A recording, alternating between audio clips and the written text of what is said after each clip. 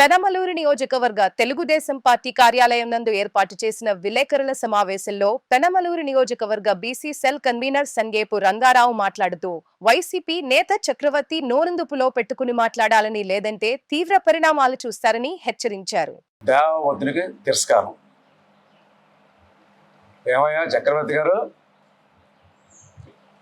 మీకు ఒకసారి చెప్పాను నోరు అదుపులో పెట్టుకోమని.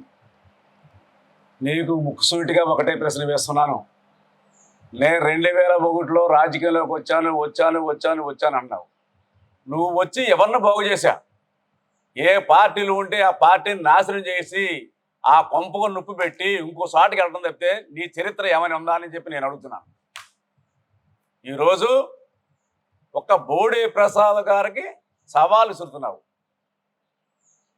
మేము రెడీగా ఉన్నాం, ఆయన అవసరం లేదు, మేము రెడీగా ఉన్నాం.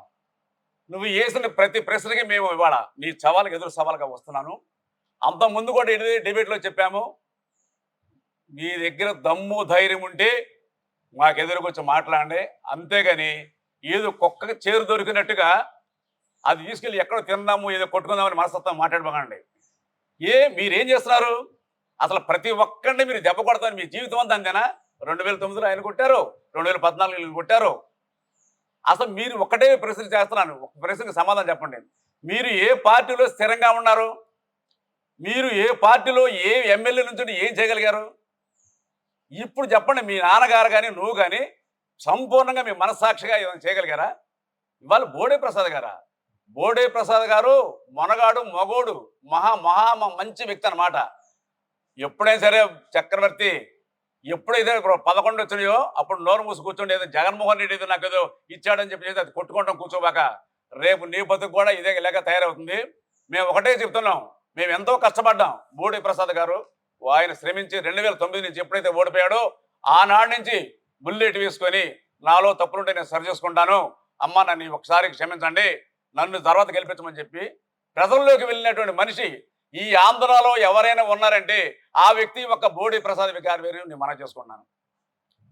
ఏం చేసాప్పుడు నువ్వు 2009 నుంచి ఏం చేశా? 2014 చేసా, 2019 చేసా. ఇవాళ ఏదో నీకు పదవి వచ్చిందని చెప్పేసి నువ్వేదో చలక్కలు బలక్కలు పడుతున్నావా? నీ మా దగ్గర కుదరవు. నువ్వు ఒకటే చెప్తున్నావు, ఎక్కడ పడితే అక్కడ మాట్లాడుతున్నావు అనుకుంటా. మేము సరిగ్గా సమాధానం చెప్పదలుచుకుంటే నువ్వు ఆల్రెడీ నువ్వు కానోళ్ళు కూడా ఉండవు.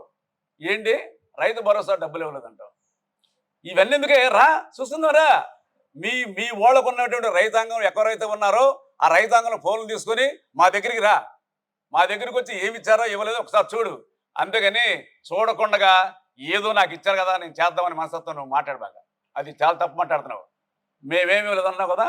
మేము గెలిచి సంవత్సరం అయింది అంత పెన్షన్ వెంటనే పెంచాం కదా. మేము 4000 వెంటనే ఇచ్చాం, తర్వాత గ్యాస్ బండ్లు ఇచ్చాం, తర్వాత తల్లికి వందనం ఇచ్చాం.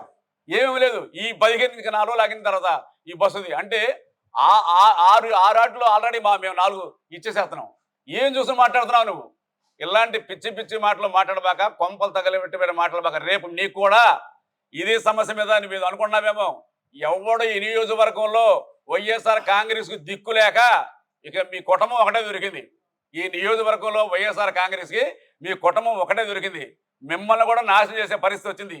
మీరు జాగ్రత్తగా మనసు పెట్టుకొని ఆలోచించి పిచ్చ వేషాలు లేకుండా లాస్ట్ మేము చెప్పేది ఏంటంటే, నీ దగ్గర దమ్ముంటే ఇప్పుడే చెప్తున్నాము. మేము ఎవరమైతే డిబేట్ మీద కూర్చున్నామో మేము సవాల్ చేస్తున్నామో, నువ్వు రేపు కానీ ఎల్లుండి కానీ నువ్వు ఎక్కడ రమ్మంటే అక్కడికి వస్తాము. ఎక్కడైతే రైతు భరోసా పడలేదో, ఎక్కడైతే గ్యాస్ బండ్లు ఇవ్వలేదో, ఎక్కడైతే తల్లికి వందనం రాలేదో రా చూసుకుందాం. కానీ నోరు దగ్గర పెట్టుకొని మాట్లాడు. నీకు ఇది శాశ్వతం కాదు. నీకు 4 సంవత్సరాలు అయిన తర్వాత మళ్ళీ ఇంట్లో పడుకుంటావు, మళ్ళీ ఇంకో పార్టీలోకి వెళ్ళిపోతావు. మీ జీవితాలు మొత్తం అంతే, మీ కుటుంబం మొత్తం అంతే. దయచేసి నోరు అదుపులో పెట్టుకొని మాట్లాడాల్సిందిగా కోరుతున్నాం.